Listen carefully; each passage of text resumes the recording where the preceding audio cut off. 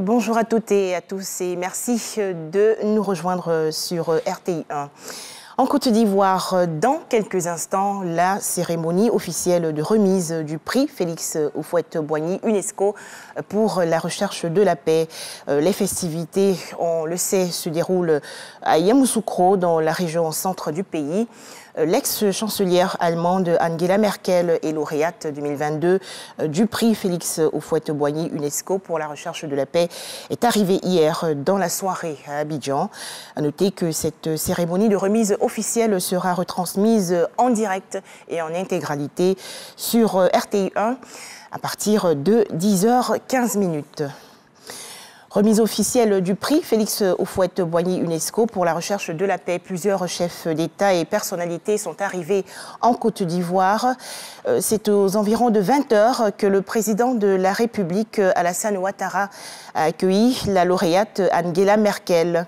À noter également l'arrivée du chef de l'État sénégalais Macky Sall, du président ghanéen Nana Akufo-Addo, du président libérien George Weah et de Michel Kamdesu, l'ancien directeur général du Fonds monétaire international.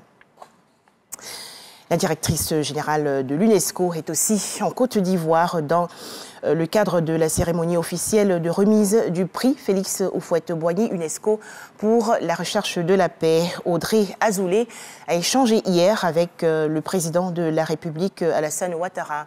Leurs entretiens se sont déroulés au palais présidentiel dans la commune du Plateau. Les précisions de Jérôme Kofi Abolin. Elle est la directrice générale de l'UNESCO. Audrey Azoulay a été reçue ce mardi au palais présidentiel par le président de la République, Alassane Ouattara. Selon l'hôte du chef de l'État ivoirien, cette rencontre s'inscrit dans le cadre de la remise du prix Félix Houphouët-Boigny pour la recherche de la paix, prévue ce mercredi 8 février à Yamoussoukro. Et je suis très heureuse d'être aujourd'hui en déplacement officiel en Côte d'Ivoire et avec la chance d'avoir été reçue par Monsieur le Président Ouattara.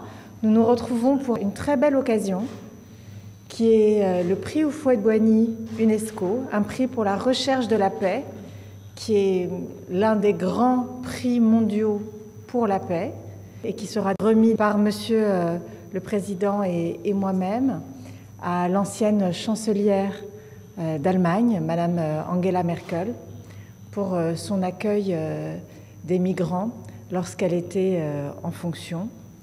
C'est un prix que nous célébrons à un moment particulier, qui est celui du 30e anniversaire du décès du président Houphouët-Boigny, en compagnie de nombreux chefs d'État qui sont là à l'invitation du président Ouattara.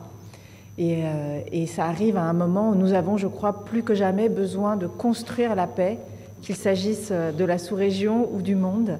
Audrey Azoulay est à son deuxième mandat à la tête de l'UNESCO.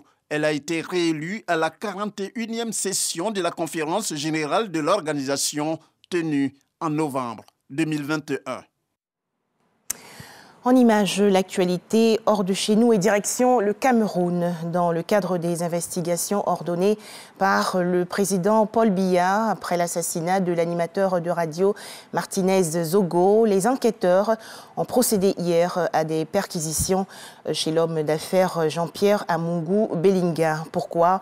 Eh bien, son nom revenait souvent dans les dénonciations que faisait Martinez Zogo dans sa quotidienne intitulée « Embouteillage ». Très écouté d'ailleurs à Yaoundé, la capitale politique, lorsqu'il parlait de corruption et de détournement de fonds. Son nom figure aussi dans une déposition attribuée à un membre des renseignements qui aurait reconnu avoir participé au meurtre du journaliste Martinez Zogo. Les affrontements meurtriers se sont poursuivis hier dans la ville de Las Anod, dans l'État autoproclamé du Somaliland. Les conflits opposent les forces armées du Somaliland à des combattants locaux qui revendiquent l'appartenance de leur région au gouvernement fédéral somalien. De leur côté, les Nations Unies déplorent au moins 20 morts et 119 blessés dans ces affrontements et réclament l'ouverture d'une enquête. Bilan revu à la hausse après les séismes meurtriers qui ont frappé récemment la Turquie et la Syrie. Plus de 9500 personnes ont été tuées. Les secousses ont été enregistrées jusqu'au Groenland. Merci de nous avoir suivis à 13h le journal de RTI 1.